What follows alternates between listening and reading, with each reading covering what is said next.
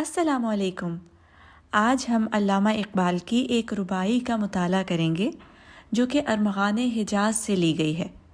رباعی اردو میں ایسی نظم کو کہا جاتا ہے کہ جس میں 4 مصرعے ہوں اور پہلا، دوسرا اور چوتھا مصرع جب اپنے انجام کو پہنچے تو ہم آواز ہوں، یعنی کہ the 3 verses, the first, second and the 4th verse end up in the rhyming words. خرد دیکھے اگر دل کی نگاہ سے، جہاں روشن ہے نور لا الہ سے، فقط ایک گردش شام و سحر ہے، اگر دیکھیں فروغ مہر و ماہ سے۔ سب سے پہلے ہم مشکل الفاظ کے معنی دیکھ لیتے ہیں اور اس کے بعد ہم اس کی انگلش ٹرانسلیشن پڑھیں گے۔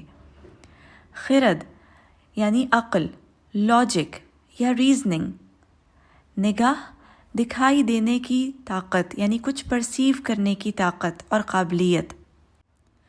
فروغ پرشین یعنی فارسی زبان کا لفظ ہے اور اس کے معنی ہے روشنی، انلائٹنمنٹ۔ مہر و ماہ، مہر کہتے ہیں سورج کو، واو اور کے لیے آتا ہے شارٹ فارم آف اینڈ، اور ماہ ہے چاند یعنی کہ سورج اور چاند۔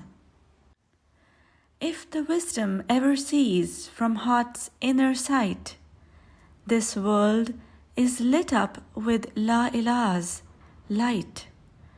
This dawn and eve's wheel just a spin and roll, if you see this game from sun and moon's roll.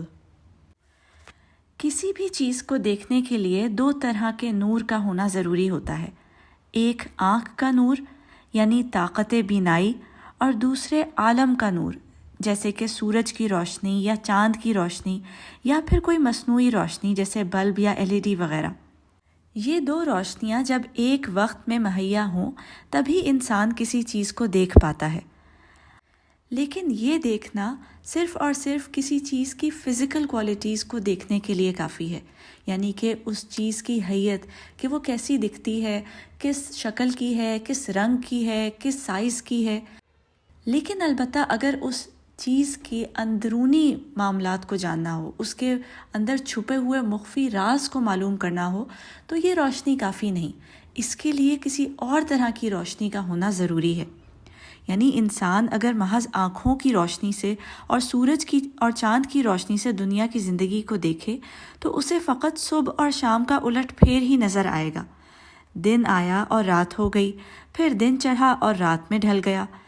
لیکن اگر دل کی نگاہ سے یعنی عشق کی نگاہ سے جہاں کو دیکھا جائے اور اس کے کمالات کا مشاہدہ کیا جائے تو تمام عالم لا الہ الا اللہ کے نور سے منور معلوم ہوگا۔ اس بات کو ایسے سمجھایا جا سکتا ہے کہ جس رنگ یعنی جس فریکوینسی کی روشنی ہوتی ہے وہ ایک خاص انداز میں چیزوں کی وضع ظاہر کرتی ہے۔ یعنی اگر لال رنگ کی روشنی میں ہر شے لال دکھائی دیتی ہے تو نیلے رنگ کی روشنی میں ہر چیز میں نیلا عکس دکھائی دے گا۔ تاہم جب انسان عشق کی نگاہ سے کائنات کو دیکھتا ہے تو اسے ہر چیز کی حیت میں ایک ہی ترانہ نظر آتا ہے، اور وہ ہے لا الہ کا ترانہ، یعنی کوئی معبود نہیں اللہ کے سوا، کیونکہ دل اسی فریکوینسی کی روشنی کو دیکھنے یعنی کہ ریسیو کرنے پر ٹیون ہوا ہے۔ ایسے جیسے جب دنیا میں کسی انسان سے محبت ہو تو انسان کو دنیا نکھری نکھری لگتی ہے، صبح پر رونق اور شام رنگوں سے بھرپور لگتی ہے، گرچہ یہ کہ عالم کے تمام معاملات بس محبوب کے ارد گرد طواف کرتے محسوس ہوتے ہیں۔ ایسے ہی جب دل اللہ کے عشق سے منور ہو جائے اور اس نگاہ سے دنیا کو دیکھے تو ہر شے اللہ تعالیٰ کا یعنی کہ لا الہ الا اللہ کا مظہر دکھائی دیتی ہے۔ خرد دیکھے اگر دل کی نگاہ سے، جہاں روشن ہے نور لا الہ سے، فقط ایک گردش شام و سحر ہے، اگر دیکھیں فروغ مہر و ماہ سے۔